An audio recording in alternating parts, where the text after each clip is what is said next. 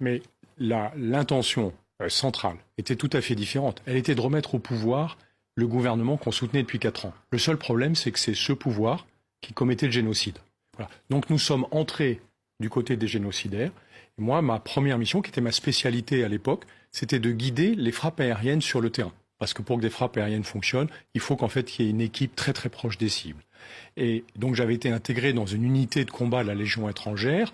Et l'ordre préparatoire que nous avions reçu, c'était de mener un raid terrestre sur Kigali pour reprendre la capitale du Rwanda et remettre en place le gouvernement de l'époque, en faisant totalement abstraction du fait que ce régime était génocidaire.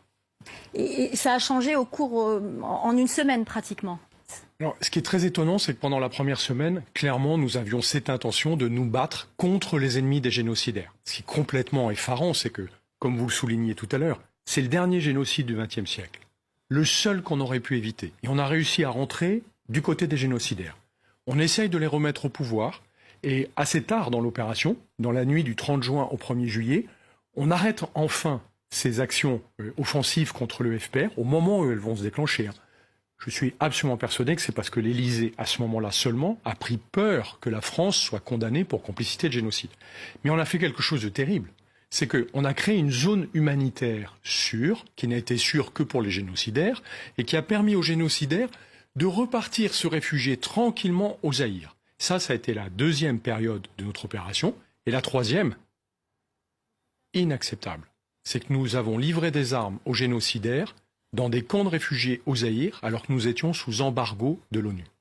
Alors, vous l'expliquez très bien, vous le dites d'ailleurs dans votre livre, et je le répète, l'opération turquoise, il y a eu un aspect humanitaire, mais il y a eu aussi ces épisodes sombres. Vous parlez donc du fait que des génocidaires hutus ont pu fuir vers le Zaïre. Vous dites même on a protégé leur fuite. Et puis, vous revenez sur cette livraison d'armes. Comment vous l'avez su ?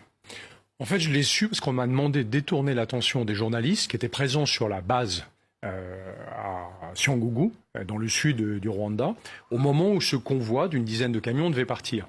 Et c'est en me demandant de détourner l'attention des journalistes que j'ai compris que c'était un convoi d'armes. Et le soir, au débriefing, j'ai été effaré des arguments qu'on nous a servis pour justifier cette livraison d'armes, qui étaient en gros, il faut donner des signes d'apaisement aux soldats du gouvernement, parce que sinon ils pourraient se retourner contre nous. Comme si en réarmant des soldats, on les rendait moins dangereux. Je souligne quand même une chose, c'est que dans toutes ces actions, et dans mon témoignage, en aucun cas je ne mets en cause mes compagnons d'armes. Ils ont fait ce qu'ils pouvaient de manière très professionnelle. Alors justement, vous le dites, certains officiers ont contacté le plus haut sommet de l'État, ont essayé de faire passer le message que ce n'était pas une bonne idée de livrer des armes à de potentiels génocidaires dans ces camps, au Zaïre, l'actuel RDC.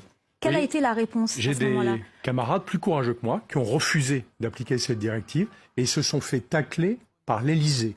C'est-à-dire que le sujet est remonté jusqu'à l'Élysée, parce que c'est l'Élysée qui décide en France de ces opérations. Nous étions en gouvernement de cohabitation, donc il y avait forcément une collision avec une partie du gouvernement de cohabitation.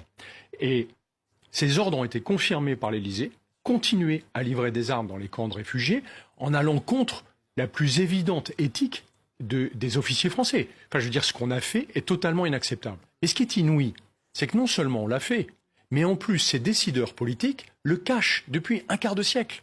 Donc ils s'autorisent à le refaire et surtout, ils évitent d'avoir le moindre compte à rendre sur le sujet, puisque nous n'avons pas le droit d'accéder aux archives d'une opération qui, je le rappelle, a été présentée comme humanitaire.